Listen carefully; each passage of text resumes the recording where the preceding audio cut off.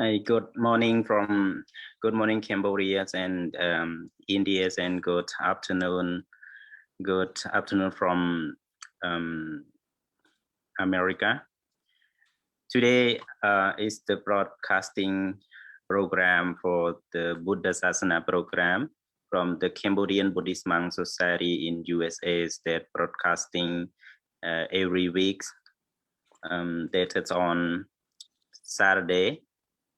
Today is Saturday, February 20, 2021. That we are on our show program, Buddhasasana program. That's our topic is an introduction to Buddhism in India.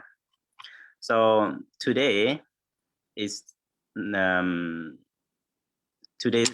not supposed to be a moderator that to deliver the questions to our distinguished speakers, but Venerable Maniputta Soktivi was busy with his duty at ceremony hall, so he cannot join today, and I do apologize for being late by broadcasting.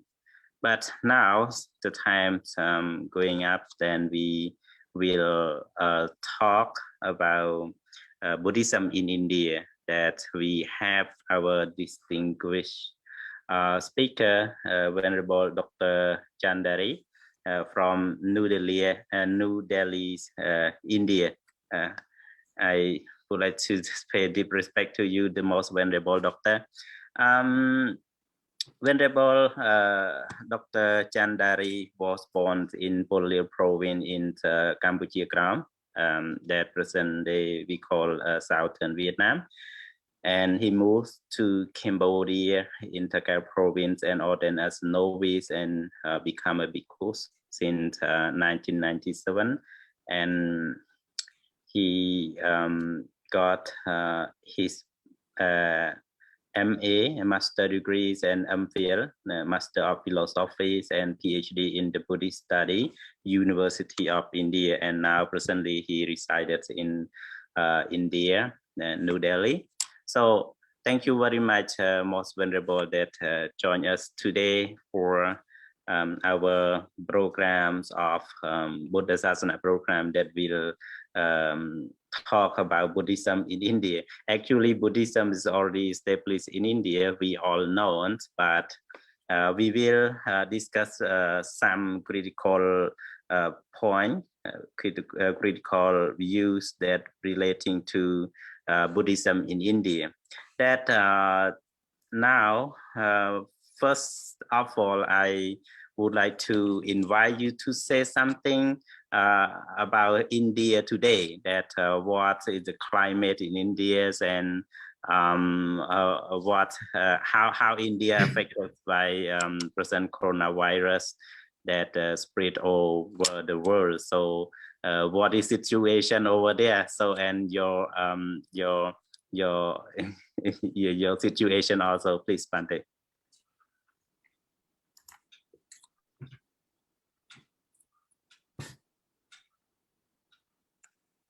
At first, I would like to pay my veneration to the Buddha, his noble teachings, the Dhamma, and the order of the community, the Sangha, and my respect to most venerable president of Cambodian Buddhist Sangha in USA, and my respect to Venerable Dhamma friend, moderator, Venerable Dhammasiri, Chanthy, and a very good morning to all listeners.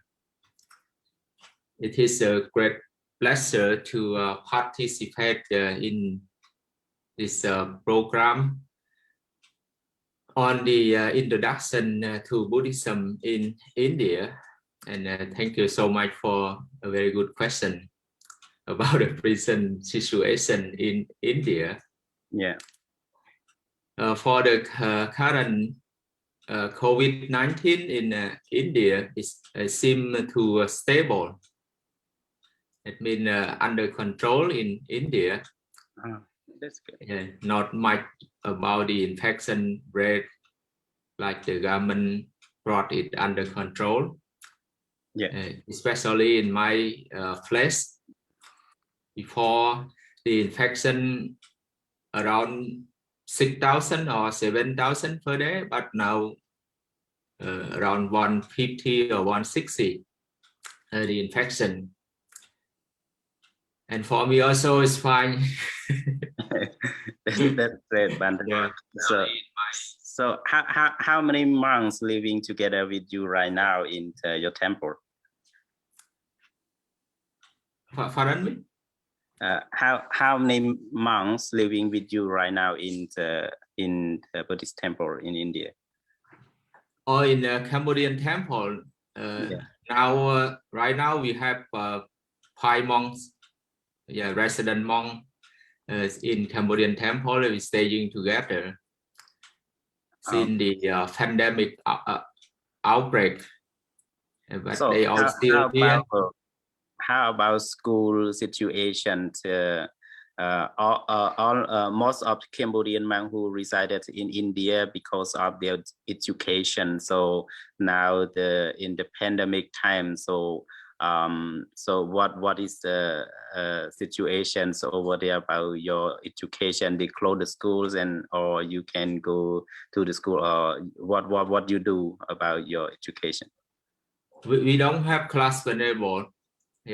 Nowadays they all close for school institution. Not often, but most monks they taking the class online. Okay, I see.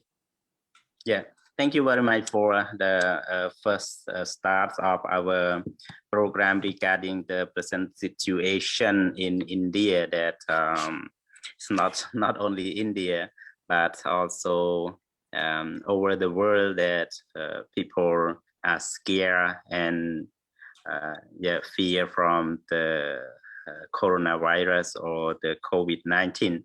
So now, Venerable Doctor, so now we come to our topic, that today we are going to discuss about Buddhism in India. So we all know, but Buddhist originated from India, but now we seem understand that not many people in India are Buddhist. So India's like Hindus or Muslim countries. So can you tell us the population of Buddhist people in India? So can you imagine, or can you tell us about the percent, how many percent, or how many population of Buddhists in India? Yes, as Venerable Dhammasiri mentioned, India, the original land of Buddhism, but for today, for present time, is no more Buddhism. Buddhism just only a minority religion in India among the population. Indian population 1,450. Buddhist population, according to the 2011 census by the Indian government, there are 8.5 million Buddhist population in India. I mean, just a small amount. It is very small amount if we compare to the Indian population. So how much the Indian population right now? 1,450,000,000 Venerable is Indian population, and mostly they follow Hinduism and Islam and Sikhism. But for Indian Buddhist population is very less. Just only 8 million. So it is very 8.4 million. Yeah. Yeah. So, but it is also good that we take a Buddhist perspective toward to India, because India we have many things that Buddhism left behind. So started to the Buddha's times that we want to know when Buddhism started in India, and why Buddhism started in India, why the Buddha chose India to establish his Buddhasasana. And at that time, India was what India was called. It is called India or called some other name. So when Buddhism started, Bante? Around 6th century BC, Buddhism appeared in India. 6th century BC, Buddhism appeared in India, as we all know, is by the historical founder, the Siddhartha Gautama, the Buddha, in India, 6th century. And why India? According to Buddhist tradition, India in the Buddha time, we call Champu Tvipa.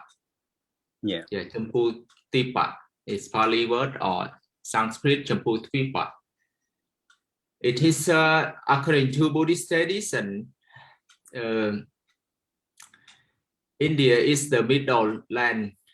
That's why for all the Buddha in this earth, only got enlightenment only in India. That's why it's not outside India, only in India, especially under the Bodhi tree in Bodh Gaya. Is the place for all the Buddha to take enlightenment. And in the Buddha time, as I just mentioned, is called India called Champu Tvipa. In India for there. So can you introduce a little bit background about before Siddhartha Gautama become a Buddha? So what his biography is, just little bit that to renounce to the people that who doesn't know, who did not know about the background of the Buddha. So was the Buddha were born, and India at that time. Can you mention how large is India, and how many state or realms of state in Buddha's time? Thank you so much, Pandey. The Buddha was born in the Sakya kingdom. It's a small kingdom at the foothill of the Himalayan region. In nowadays, it's Nepal. It's not so far from Indian border, around 27 kilometers. The Buddha was born in the Sakya kingdom. His father named Siddhartha Gautama, Siddhartha, and his mother Mahamaya Devi. He was born in the Sakya kingdom and grew up there in the luxury life, and he got married to his cousin Yasodhara and had a son named Rahula. After he went outside of his palace, he saw the four sides of life. Is first the old man, and he thought to himself, he also will get old like that man. And second time he saw the sixth man, and he also thought to himself, one day he himself also will become sick like that man. And the third time he saw a corpse or the dead body, he also thought to himself, he also one day, or even his relatives, his beloved wife, beloved son and father also died the same that case. And finally he saw a recluse, that means a mendicant with the peaceful countenance, and he went back to his palace and made a decision. He had to live this worldly life to become the mendicant like that man. That's why on the full moon day, one night he left his palace to become a mendicant, traveling around the ancient India of Magadha in eastern India. He became a mendicant and wandering to study with the Kalama and Uttaka Ramapotta, but he couldn't find the truth, what he sought for. Finally, he left both of them and to practice austerity, that in Pali we call Tukrakiriya, at the foothill of a mountain not so far from Neranjara. For at least 6 years, he practiced austerity, but couldn't find the enlightenment. That means very extreme, but he couldn't find enlightenment. Finally, he gave up that extreme path and follow the middle path on the full moon day of Vesakha. Under the Bodhi tree, he found the enlightenment and become a Buddha. Under the Bodhi tree in Bodh Gaya. So I just give you a short one there. Thank you very much, Bante, about the brief introductions about the Buddha's background from the very beginning.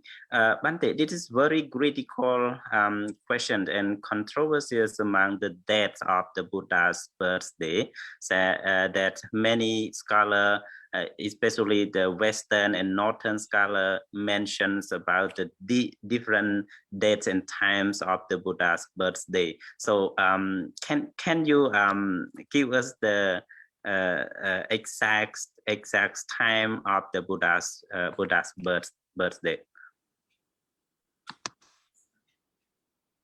Till nowadays, we have no exact date of the Buddha.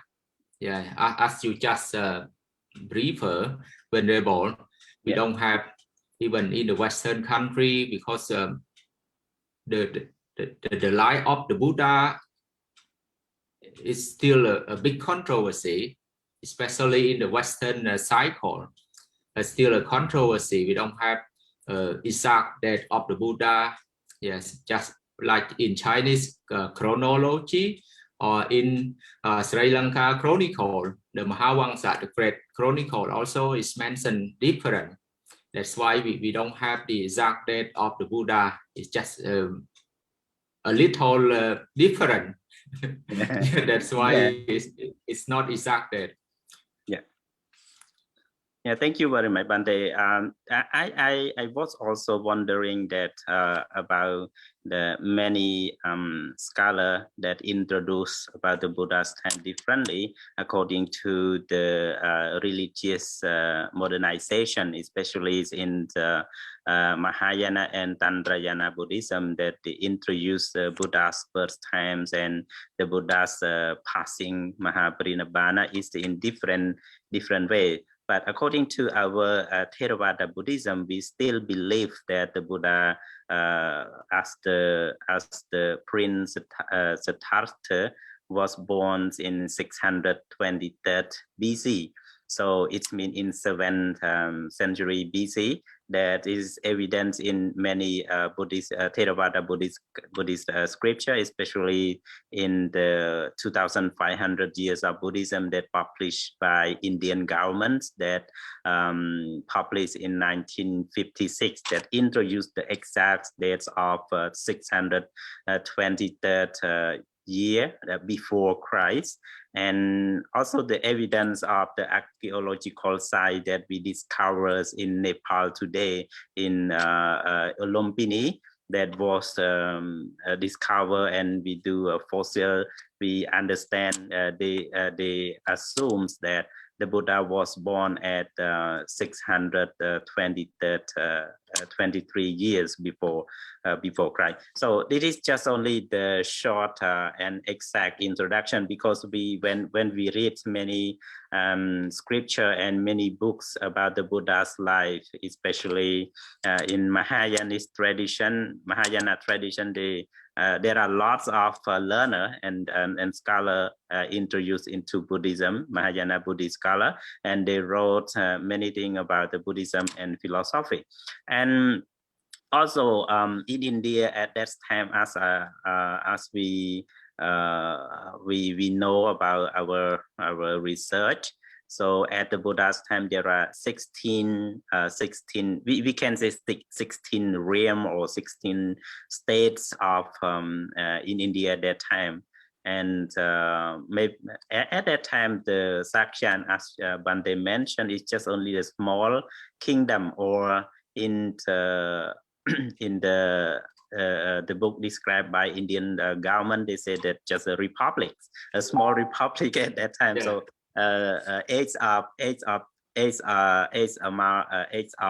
16 are realms and 8 are republics, and the more powerful at that time was Magadha and Kausala of the king Prasenajit or Prasenati Kosala and Bimbisara and Ajatasattu. So at that time, one day after Buddha enlightened, you was talking about his searching truth, that he was seeing the 4 signs of old man and sickness man and dead man, and also the recluse, the Brahmana, or the monks that live the worldly things and become very peaceful men, and the only way, only sign that he hoped that he will find the truth, he will find the cessations of the suffering. So he left his palace and to become an ascetic, and he met Alara Kalama as his teachers, and also Udagarama Putra as his teacher also, but still he cannot find the truth, and he decided to practice by himself asterism or Tugrakiriya, asterism to make his body difficult, but even though he cannot find, so he decided to practice the middle way, the Majjhima Padipada.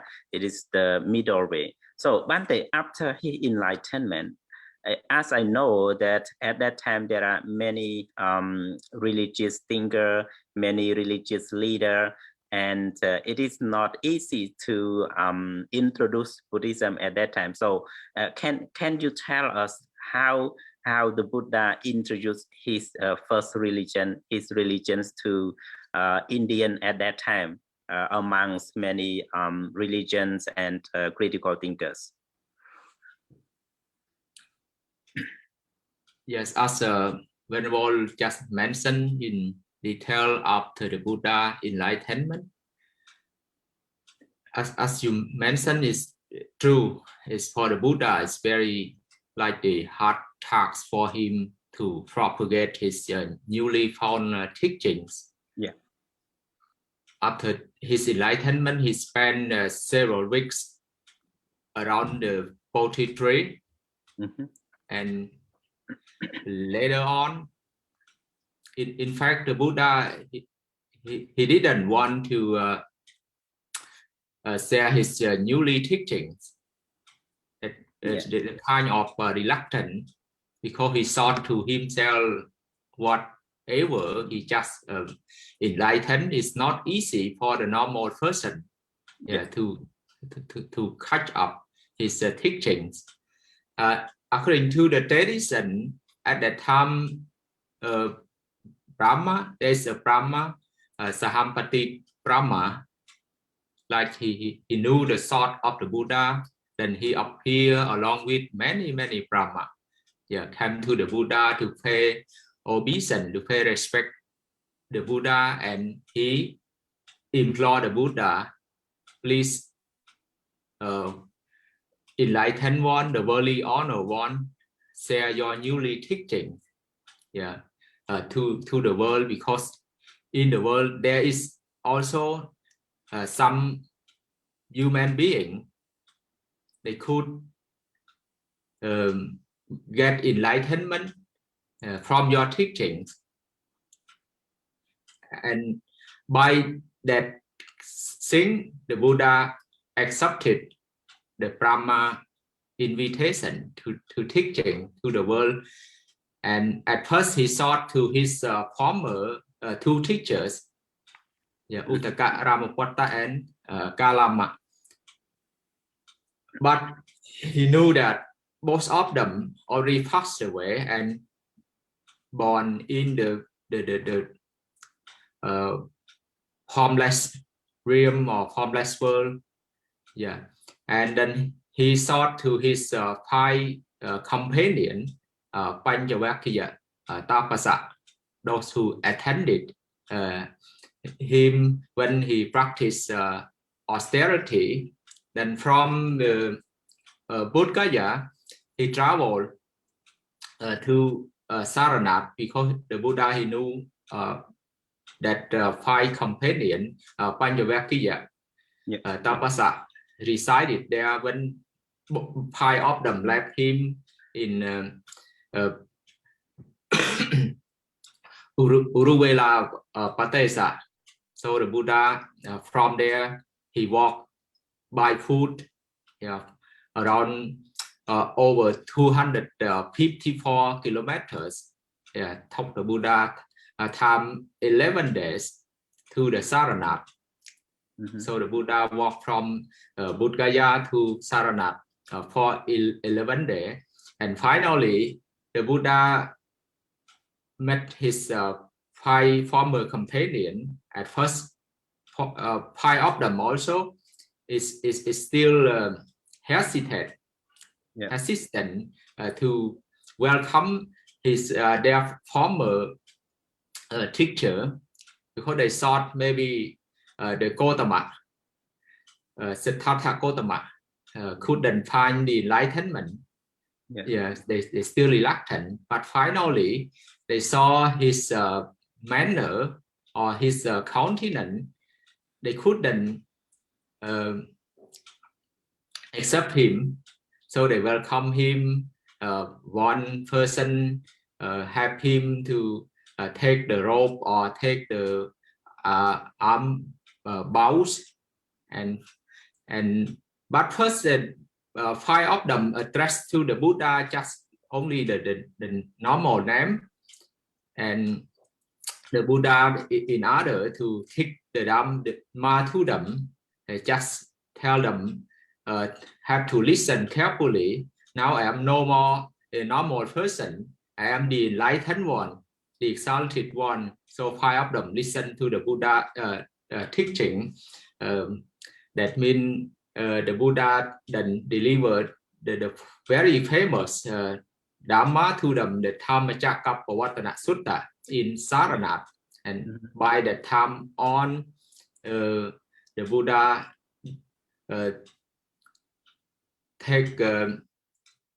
recite 12 the first rainy retreat in Saranath. It's for one year. The Buddha stayed there, Venerable. Thank you very much, Bante. It is very interesting introductions about how the Buddha introduced his first teaching to the his friend, or the five ascetic, or we call Panjavakiya. It is very interesting and very critical question, also related to the how Buddha introduced his first sermon or first teaching to those five, because as you mentioned, that five ascetics was his friends and close friends, and he ordained as the tapasa or hermit also because of because of the Siddhartha or the Siddhartha Gautama, but because of unconfident or did not have more belief with Siddhartha, and they left our Siddhartha and to practice by themselves. And because they practice in Upanishad at that time, Upanishad tradition amongst the Brahmanism. So the Buddha mentioned clearly about his enlightenment and asked those five ascetics not to call him by the normal name, so must call him as the Buddha because he enlightened. And as you mentioned, it's not easy to convey that five ascetics. So he walked from distance, from distance to the place and teach the first sermon called Dhammacakkappavattana Sutra, or the discourses on the turning the wheels of Dhamma. So Bhante, this is very deep, that as you mentioned before, the Buddha enlightened and discovers the very deep understanding, very deep philosophical teaching and absolute teaching in that he never known before. Before his enlightenment. So now, what are those main teaching in the Dhammacakkappavattana Sutra that mention first to the five ascetics? So what is the main points and what is the main teaching in Dhammacakkappavattana Sutra? Yeah, thank you so much, Venerable. In the Dhammacakkappavattana Sutra, at first the Buddha just tell his five companions, the Panjavakya Bhikkhu, about the two extremists. So what are those extremists? The two extremists like the Attakalamatthanu Yoga and Kamasukha Yoga. So what is the Attakalamatthanu Yoga? And so what they practice? Why the Buddha said that it is the extreme one? The Attakalamatthanu Yoga is like in the past for the Buddha himself. He's practiced very extremely, very hard, like make his body weak or not take the food at all. That means it's the wrong way. That's why the Buddha told them, don't follow that way. Is that way is the newborn one. Yeah, it's not the Arya part. Is the newborn one is extremely that could not find the enlightenment about this Kamasukha Yoga. That means like this kind of sensual pleasure. It's also is not the way for the ascetic to practice that way. If we live always like the luxury, also it couldn't find the enlightenment. By that two way, the Buddha advise the five ascetic must give up those way. In the Dhammacakkappavattana Sutta. Can you give the example? Why self-mortification or Attakalamatthana Yoga and Kamasukha Yoga self-indulgence is the extreme, and if the monks or ascetic or someone who are indulgent or practice along these two extremes cannot reach the goal or cannot enlighten, why these two extreme reluctant or grasp or make those practitioners cannot realize the truth? That two way, in fact, like self-indulgent, Kamasukha Yoga. that self-indulgent karma sukhalin kana yogas. Why the Buddha he advised not to follow that path, because that path couldn't find couldn't find the enlightenment, couldn't find the tranquility, because it's overjoyed in the sense of pleasure. It's not the part of the ascetic. If we always live in the five senses, like the Panya Kama Kuna, that couldn't find the enlightenment. So beside that, the two extremists, the Buddha advised his five companions to follow the middle path. Just you mentioned Conte about the Majjhima Padepata. Yeah. Okay. I understand about what you have talk about two extremes that the Buddha mentioned. The Buddhas asked the five ascetics to dispel or to get away from these two extremes, because at that time the Buddha himself already practiced through these two extremes, like Kama Sukhali Gana Yoga. In self-indulgence, he was living in the palace for almost 29 years, and even though he wanted to search for the truth and to get rid of all the suffering, but he cannot, because this is five sense of pleasures, like something to covers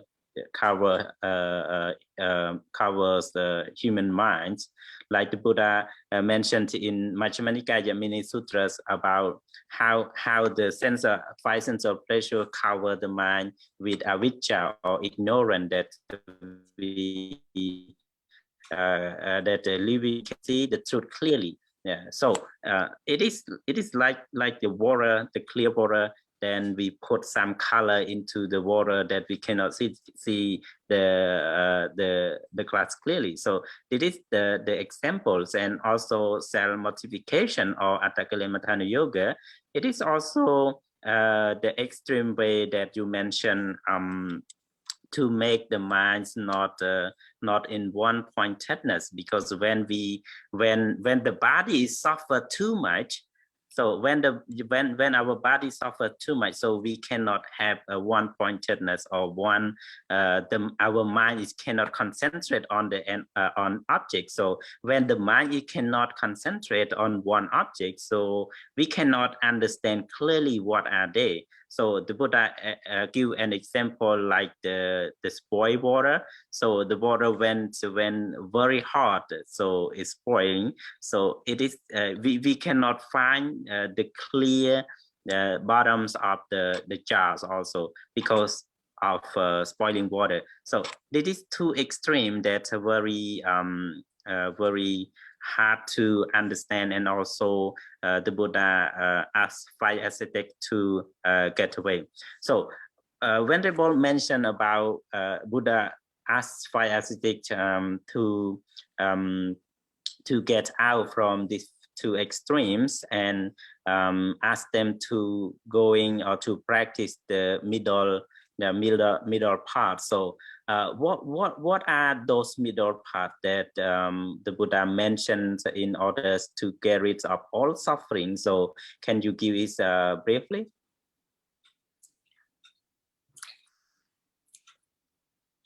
Yeah, to avoid the two extremists path, the Buddha exhorted his five companions to follow the Noble Eightfold Path, the Pali Ariya Atthangika Maggo. That means Samadhi, the first one, right understanding. Yes, Sama Sankappa, the right thought. Samadhi, Sama Sankappa, and Sama Vacha. Yeah, right speaks. Sama Kamanta, right action, and Sama Vayamo,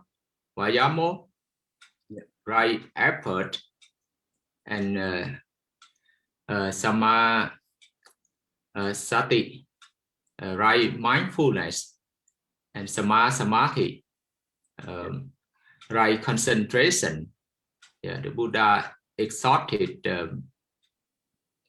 all people, all human beings, in order to find enlightenment, must follow that path. It's only the merely path to get enlightenment. Without this path, human being impossible to get enlightenment without the noble eightfold paths. Venerable. Thank you. The Noble Eightfold Paths, as you mentioned, from right view, right action, right speak, until right concentration, it is among the Four Noble Truths that the Buddha mentioned about the Four Noble Truths. And we all, the Buddhists, know already about the Four Noble Truths, about the suffering, and the origination of sufferings and cessation of suffering, and the path to get rid of suffering. So, but it is very, very deep, the Buddha's teachings, and the first teaching also. And among five ascetics, as we know, that only one, the Gondanians, has understood his teaching, and become his first disciples and ordained as monks. And the Buddha tried to teach again and again the Dhammacakkappavattana Sutta to make all five ascetics understand clearly.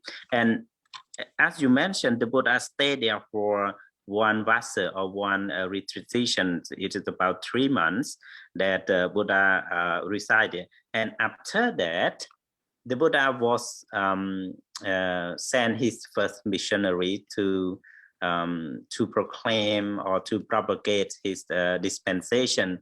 So Bhante, it is difficult. What are any challenges among the Buddha propagation to Indian people at that time?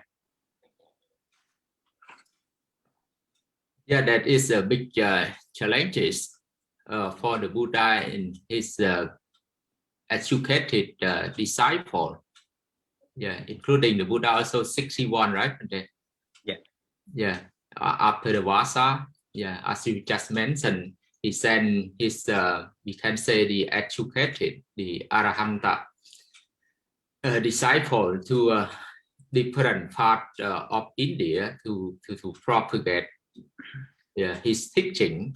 The big challenges for the Buddha and his disciple, because at that time, before or in the time of the Buddha, Brahmanism, that nowadays we call Hinduism, are already prevalent. There, at that time, already Hinduism is very popular among the Indian people.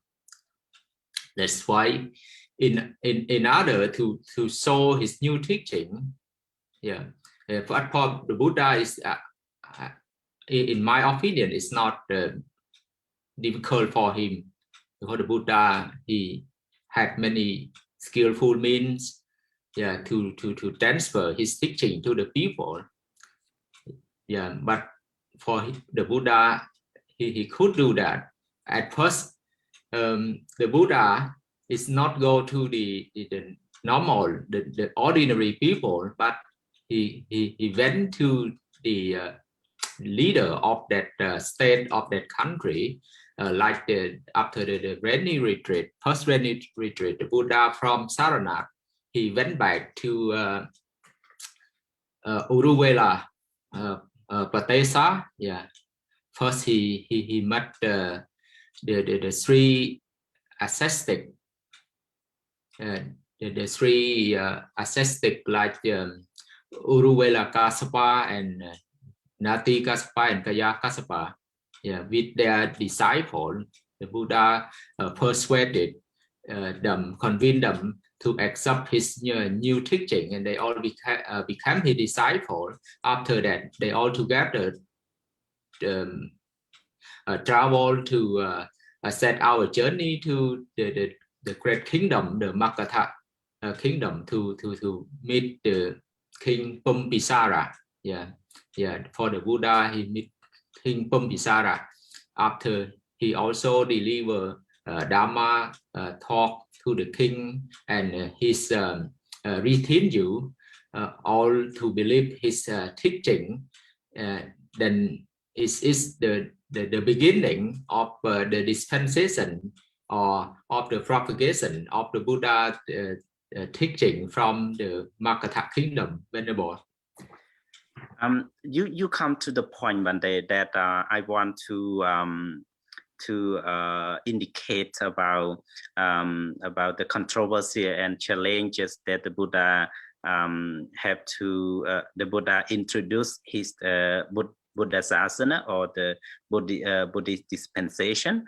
As we know that before Buddha become enlightenment, he promised to teach first Dhamma to the King Bimbisara of Magadha, but after he enlightened, why he not go directly to the King Bimbisara? Why he went to his friends, five ascetics, and also the three brothers of Kashyapa and other, and then finally he went to Magadha kingdom to teach his Dhamma to the king of Magadha, Bimbisara. So you mentioned the point about this a long way from Saranath to Magadha kingdom. So why the Buddha went through this disciple? Why he did not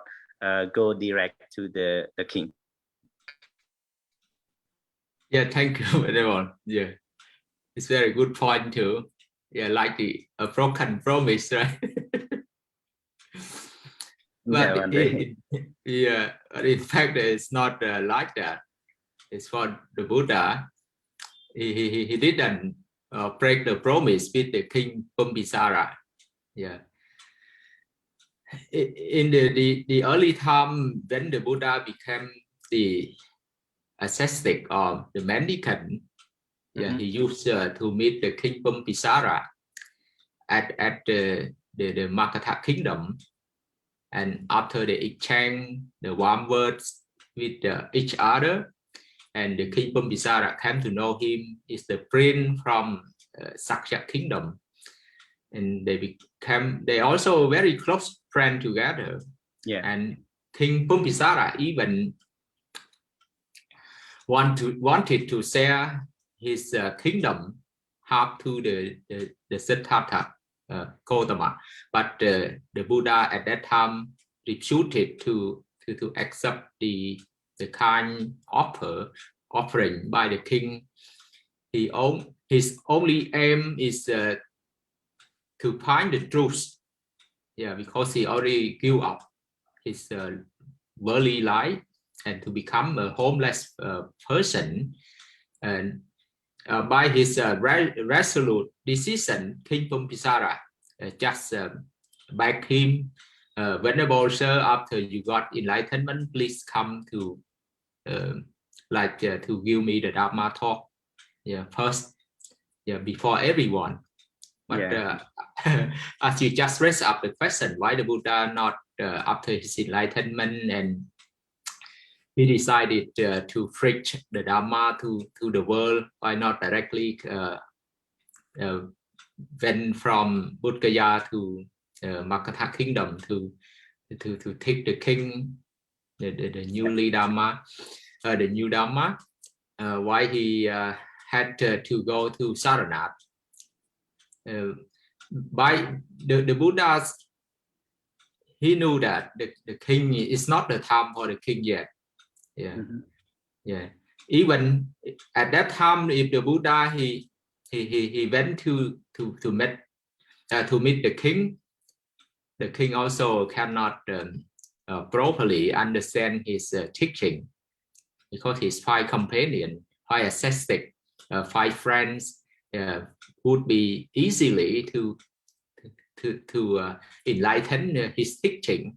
That's why the Buddha he didn't go to meet the king at that time. At first, he just went to see his 5 companions and also to taught the Dhamma to the 3 brothers. Because there is a connection also here. The 3 brothers also they had the great influence to the Makatha kingdom. Yeah, they also used to be the minister in the Makatha kingdom, and their name also, their reputation also well known among the Makatha people. Even the king also respect them. In the story, especially in Cambodian language, we all must know the history of them after the Buddha and his new disciple together. They set our journey to see the king Pompisara and his retinues.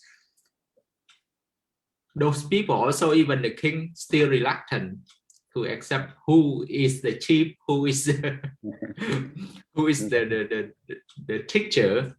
Yeah, but the Buddha just give the Uruvela Kassapa, to show who is the real teacher. That means who is the real man here. And finally, King Pompisara, he came to know, oh, it's the Buddha is the real boss, the real teacher. That's why it's easily for him to pay attention to the Buddha teaching. And finally, he also entered the first realm, or the Sotapanna, became Sotapanna along with his retinues. That is the case for the Buddha. Didn't come to see the king first after enlightenment. So I just give you the short explanation. Yeah, thank you very much, Bante. This is very main point that all people, especially our Buddhist people, must know, because why the Buddha not direct to the king, and the Buddha went to Saranat because of 5 ascetic. So as you mentioned, everything is clearly that the Buddha first avoid the behind speaking, because if he went direct to the king, so his reputation also will not well known. Maybe 5 ascetic will say something bad about him. Oh, I don't believe this man because I live for him with him for many times, all the ways, and also I know him from the birds. That he is not useful man. He is the very coward man, and he's not the effort man. So the 5 aspects, the Panchivaki can say something bad about the Buddha if the Buddha direct to the to teach the first Dhamma to others rather than those. So 5 ascetic is very very important at that time, and he also will understand clearly. If we say in deep about the Theravada Buddhist canon, so the Anya Kondanya is the first man who will enlighten the truth after the Buddha. So we believe that karma that he has accumulated, but because but we can say to release the bad reputations of the Buddha. So the Buddha went to Saranat and take the first sermon. And also, as you mentioned, is the most important thing that the Buddha went to Gayasisa Pradesha to teach the Atita Parayaya Sutra to those 1,000 ascetics, or the Kashyapa, that the 3 brothers that was the main force to establish or to propagate the Buddha's teaching, because all the Magadhan Magadhan people or Magadha kingdom respect those three brothers, and they respect as the holy man, as an arahant, as the supreme teacher, supreme ministers of the country. So if the Buddha avoid them and go direct to the king, so three brothers, so maybe cannot maybe it's not come not approach the Buddhas and ask to listen to the Dhamma. So that's why he went to those brothers and avoid his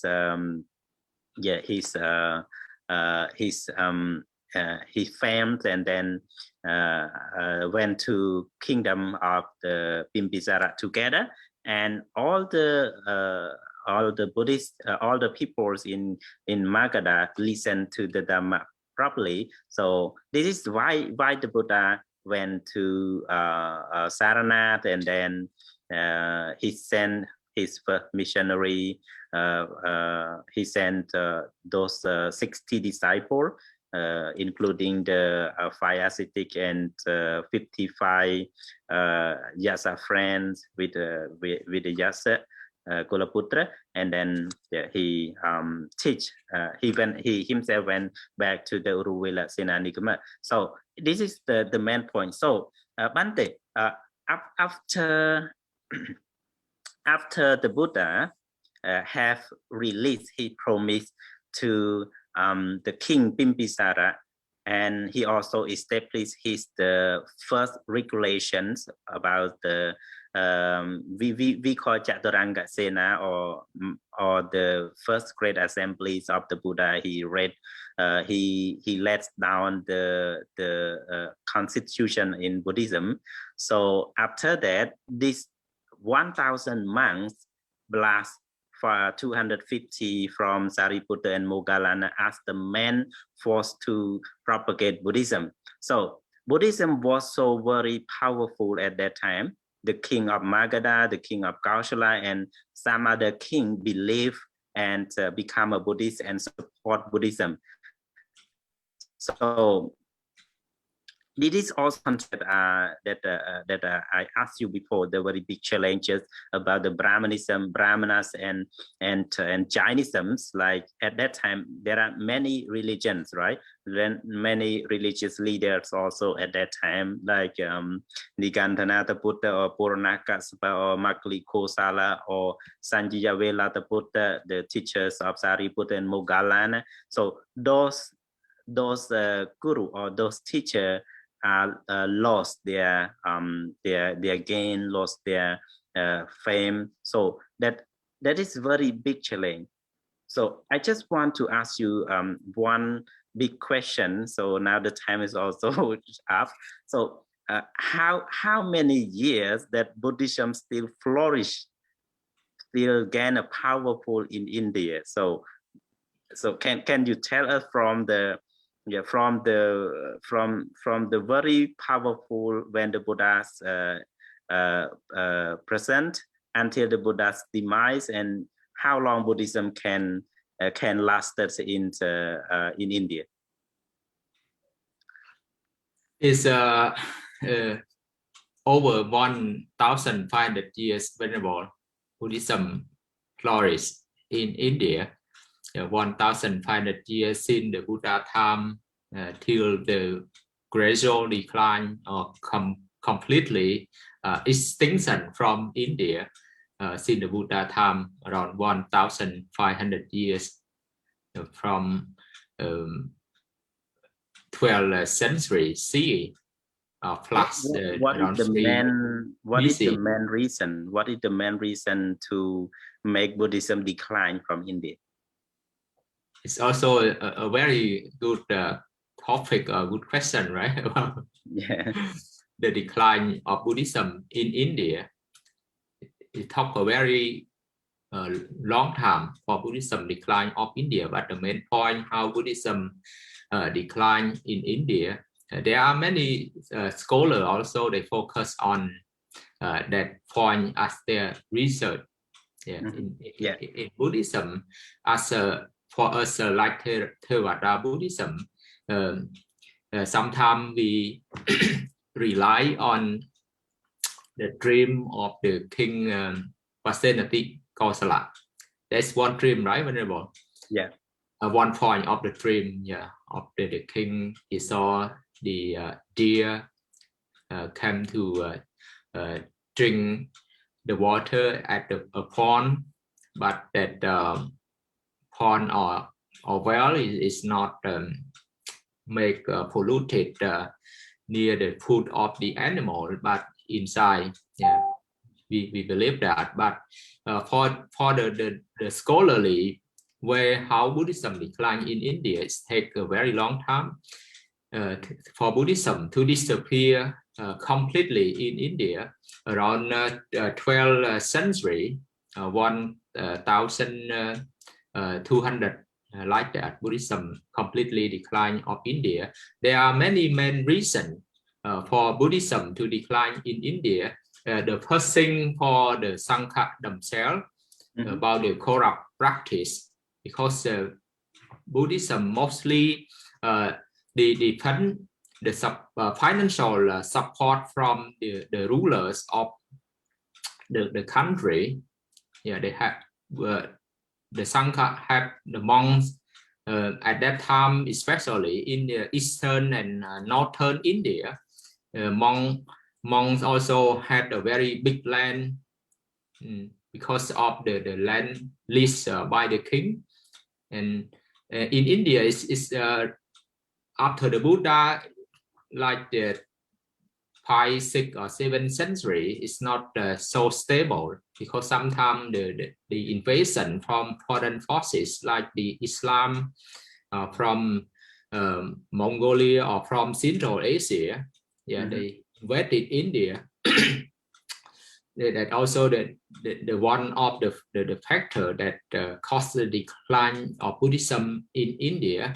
And as I mentioned a moment ago, especially the corrupt practice of the monk, because at that time there are many Nikayas. The school of Buddhism appear after the second or third Buddhist council. Many Nikaya Buddhism appear at that time, and it's not like the Theravada. We have Mahayana also, and they practice. The way of their practice is not so different from Hinduism. They have devotion, like the kind of praying, the kind of magic that also that caused Buddhism decline in India.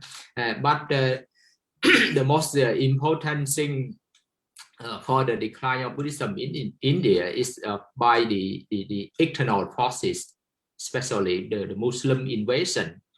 Yeah, there is on the record, on historical record, by one Muslim general who destroyed the large Buddhist institution Nalanda or Otanta Puri or Vikramasila. Is very famous at that time, Venerable, for the Buddhist institution, because there are many monks and nuns and Buddhist students join the course of study there. But finally, they couldn't stand the invasion of the Muslim invasion. Yeah, that's why it is the thing to make Buddhism disappear from India. Yeah, by the Muslim invasion, and also by Hindu. Yeah, the Hindu also is there. Yeah, it is very interesting that Buddhism declined from India because of both the internal and external force, power from outside and inside, as you mentioned. Especially it's about the corrupted practice among the Sangha community. As you mentioned about the after the first second Buddhist council, so there are many Nikaya or schools of Buddhism appeared, and this is the way how they practice, and many Nikaya practice differently. So it is also the main point. I accept that, and external powers like the Muslim and Hindu invasion as I remember, I'm not sure about the century, but in the ranks of the Andhra and Sangha dynasty, the king asked the minister how India was very famous, and how they practice and how they follows, and the king, the minister mentioned about Ashoka kingdom was very famous among the king in Indian traditions, Indian history. So they want to practice Buddhism. The king want to practice Buddhism, but all ministers are the Brahmin. They believe in Buddhism, so they just make a fake Buddhism to the king. So all Buddhist practice like Hindu practice, like magical and Tantra. That's why Tantra's Buddhism is established at that time. So it is very. It is also in Pala dynasty. The Pala dynasty that you say about the Otantapuri. Yeah, Otantapuri established before the Pala king, but the Pala king also support that school, that practice, and also you mentioned about the Nalanda and Vikramasila. It is among the 6th to 8th century. Century AD. So it is very important that the Muslim come to the invasion in, as we know, maybe we know, in 1197, it's mean in the 12th century, to invade the Indian and Bengals, Bangladesh present day, and destroys all the Buddhist scripture and infrastructure, temples, and kill the monks and Buddhists. So they fled from India to Tibet and to other parts of the country, like in South India, example. So it is very meaningful that you mentioned about it. So I don't have much more time to ask you, but I still want to know about what Buddha or as well as Buddhism left for legacy to Indian nation and the world. So as we can see today. The Buddha left a very great impact on Indian society, especially among the intellectual, among the intelligentsia, about the system of governance. Yeah, the Buddha left a very great impact. Even today, not many Indians knew or know what is Buddhism. Yeah.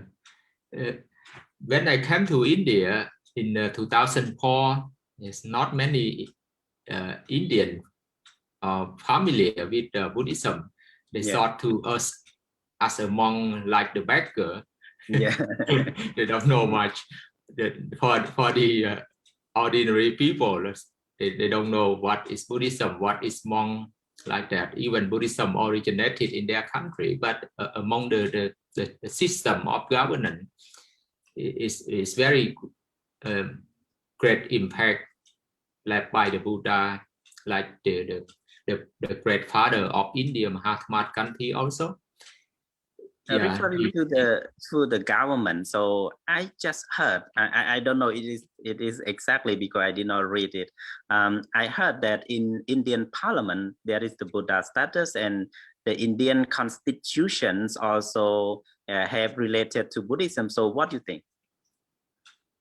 Yeah, that exactly, Venerable. You mentioned is real, especially on the Indian constitution.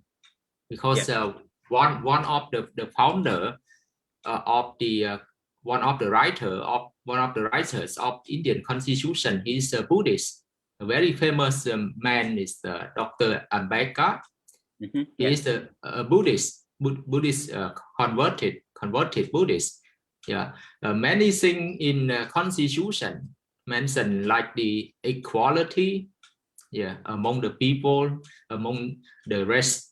Among the people in India is one point, and also is like the non-violent way, and about the charity. Yeah, they mentioned in the constitution, Indian must have Indian. It's just a small point. Yeah. But in And one thing, the Buddha statue, yeah, also right. They install the Buddha statue in the parliament, and most important government building also they have very colossal Buddha image in Monday. India. I have some friends who study with me in Sri Lanka last over 10, 15 years already. So when I said about India, so when we all know when we say India, we remember Mahatma Gandhi, right? But there was a friend of mine, Venerable, I think Devananda. He is Indian, a monk. Wow. When I said about the Mahatma Gandhi, he rejects everything. So I just want to ask you that why they select the Buddhist writer as one of the writers of Constitution of India? So why Muslim and Hindu at that time also was very powerful after the English in British invasion. So after getting independence, so Hindus from Mahatma Gandhi side and Muslim also was very powerful. Why they don't select Hindus or Muslim? Why they select Hinduism from Ambedkar? Maybe because of Dr. Ambedkar educational background. He maybe you know about Ambedkar. He graduated in doctor in law from England, and also economic from America. His background also is one thing, but it's only him alone is Buddhist. And it's not him alone to write the constitution. There's many other person also, maybe their background is not Buddhist. They can be Hindu. But according to Indian constitutions that mention mostly related to the Buddha's code of morality, right? Yeah. So in this controversy, so some believe that some history background, they suppose that Hinduism and Muslim also want to migrate, want to integrate their religious teaching to Indian constitution. As we know, Hinduism and Muslim, they practice the very extreme, right? Very extreme, and they want many people practice, follow his religion only, their religions only, so don't practice other religions, so something like that. But Buddhism, right, just the middle way, so nothing discrimination about the race, religions, or some other thinking. So that's why they select the Buddhism as the middle way that we talk about Dhammacakkappavattana Sutta. So according to this thing, so Bhante, do you think that Buddhism will be flourish again in India anytime in the future? In my perspective, I think it's impossible one day for Indian society. What is the reason that it's impossible that Buddhism cannot go back to India? It can, but it's not anymore a popular or major religion in India again, because the Indian people mostly they follow Hinduism, almost 1 billion. For the current for the recent census by Register Office of Indian Hindu population, almost 1 billion. Why practicing Hinduism is the born practicing or converted? Right. From days almost born practicing people for Hinduism, and they also, it's not easy to change their belief from this religion to other religion. Mostly Buddhist population in India. In India, they are from the untouchable or the low caste people. Don't you think anybody in the future, the wise man or the in Cambodia, we always say Dhammika. Yeah, Dhammika, or the wise man come to explain them to change the religions, to believe, to practice Buddhism again. That happened only one time. The Buddha and Dr. Ambedkar. Dr. Ambedkar is the Dhammika person. It's him who introduced Buddhism to India. It's him and many other person also like Anagarika Thamapala have to bring back Buddhism. But the most famous person is Dr. Ambedkar. Among Indian Buddhist population, they regarded him like a bodhisattva, like the second Buddha to them. Yeah, Dr. Ambedkar. But in the near future, I don't see any person have have the ability like him, Dr. Ambedkar. Okay, Bande. If someone that went to New Delhi or India, when we will see the status of Dr. Ambedkar, in front of the Parliament, so the very famous one. And the final question for today for you, that you travel a lot with pilgrimage to Buddhasasana and to respect and to bring introduce our people to visit the Buddha's birthplace, Buddha enlightened place, and the Buddha Parinibbana place, and some other places in India. So those places is exactly the Buddha's site that even the government accepted as the Buddha's legacy. So when we visited, as you live there nearly 20 years, so when you arrive there, when you visit the Buddha's place, so what is the mind? What the Hindus and Muslims say about those Buddhist sites? For the Muslim, they don't intervene in our Buddhist holy places, holy site. But for Hindu, sometimes they claim that site is belong to them. You may remember, Venerable, the place where our Buddha practice austerity at the foothill of mountain Tungkaswari. See one side or some other places also. When you come here, you may see, you may have seen. One side is Buddhist Buddha image, Buddha statue, and one side they also just installed a very newly installed Hindu idol or Hindu god image. They just installed it. That means the kind of encroach to our Buddhist holy site. That is, they also claim is belong to them because in their country, not our country, not Buddhist country. That's why they have the right to do so. Or even in the place where the Buddha he ascended from the Tavatangsa, Sankasa. It's at one small hill. It's also nowadays occupied by them. They install their god there. They put their Hindu god. At the side, it's no any Buddhist, no any Buddha image. When we come there to pray, we just pray, send our mind to the Buddha, dedicated our mind. There's many places Venerable. Even the Bodh Gaya Mahapodhi temple also. They believe that Hindu, some built by the Hindu king.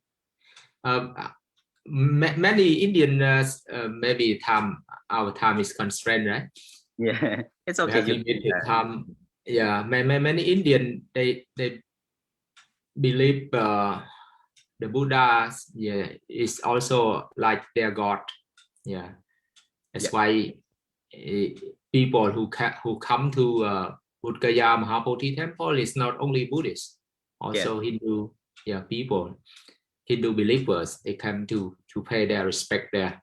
Venerable, it's the kind of thing in Buddhist holy site. Okay. Thank you very much, Bante, for your time, the very valuable time. And we discussed almost 1 hour last, so about the Buddhism in India, about the origins, about the time we talk about the time of the Prince Siddhartha born in 623 BC. It means before Christ, and also the Buddha was enlightened and introduced his first teaching to the 5 ascetics, and also he went back to the Magadha kingdoms to release his promise to the king Bimbisara with the accompanies of the 3 brothers for the 1,000 ascetics, and also he converted the Sariputta and Moggallana and his 250 friends, and also he introduced his teaching among Indians at that time about the 16 states, and he went almost 14 states and introduced his teaching among men, and finally he demised, and his religions, his teaching flourished in India, as you say, about 1,500 years. So the Buddhism declined from India in 1197. So by the Muslim Mohammedans to invade India and Bangladesh at that time and destroys all the Buddhist institutions, examples the Nalanda University, Vikramasila, and amongst all Buddhist monks and Buddhist people fled to Tibet and Orissa, Assam, and South Indian and Sri Lanka example. So Buddhism flourished that, and also we discussed Buddha, and Buddhism left many legacies to Indian nation and the world, like his signs of birth and of enlightenment and parinibbana example, and also his followers like Dr. Ambedkar have introduced Buddhism back to India, and Anagarika Dhammapala also introduced the Mahabodhi Society. We don't forget the Mahabodhi Society by Anagarika Dhammapala, who introduced who bring back the Buddhism and challenge to get the Buddha Gaya as the Buddhist Buddhist and we control until now. And the last point that we discussed about bringing Buddhism back to India, many scholars and many Buddhist people, example the Tripitaka chanting every year led by Mrs. Wang Modisi, the president of the International Buddhist Alliance of International Buddhist Associations of Americas, and the president of Dhamma College in Berkeley University, Berkeley, California. Example, she tried to bring the Buddha Dhamma to the Buddha's land again in order to promote the Buddha's teaching. But that you say is impossible that Buddhism will flourish again. But until we have a wise man to introduce the Buddhism, and also Buddhism flourished among the wise. So unless Indian people did not good educated among the low caste and the low caste of people, so they will not understand what is Buddhism. But among the wise, among the rich people, they believe in Buddhism, and they come back to their religion again because they educated, so they learn. So this is the hope that we have, and all the Buddhists around the world visited India and bring them to see the Buddhas and Buddhism is very valuable to the world until today. So Bante, thank you very much. And do you have any final tip for 1 minute to our audiences? Yeah, finally, I must thank to Venerable Dhammasiri, the moderator, for inviting me to participate in this very nice program. And please apologize for me too. It's the first time to discuss a talk in English. It's not so or fluently or thoroughly. I feeling a little nervous. That's why I couldn't speak like smoothly. Yeah. But I must thank you, Venerable Dhammasiri, yeah, yes, for inviting me, and also if any point is not satisfied, please the audience and all listener, please pardon me. So I will try to improve myself in the next time program. I will try, yeah, because as I said, it's first time for me to speak in English. Here also I joined for the conference, but mostly people they read directly by the paper, not that directly talk like this time. That's why a little nervous for me. So I must thank again for all. Yeah, thank you so much, Venerable. Thank you, Bante, very much. It is usually for me also, I'm not supposed to do a moderator, and also I'm not used to speak on the show like this. So I go to school, but I don't speak much, just only writing. So it is very nervous, very nervous for both of us. And because we call absence of a moderator, Venerable Nipoto Soktivi. So so we try our best. So I do apologize for our our problem of speaking and pronunciation, and maybe the points of discussion. So I do apologize from our audiences, and we will improve, and we will practice more about how to take on the show, how to talk on the show. And I will invite you next program also when we select a suitable topic to speak on the show. So thank you very much, Bantes, and I wish you all the best, and thank you so much. In India. And also thank you very much for audiences about listening our program, especially the most venerable presidents of the Cambodian Buddhist Monk Society, Venerable Atimony, the president, and also all Venerable Mahasangha and the people who the audiences listening to our show today. So they wish you all the best and good luck for this time. So I am Bhikkhu Dhammasiri from Arizona, yes, and Venerable Dr. Dary from New Delhi, India. So have to say goodbye and wish all of you the best of the day. Thank you very much.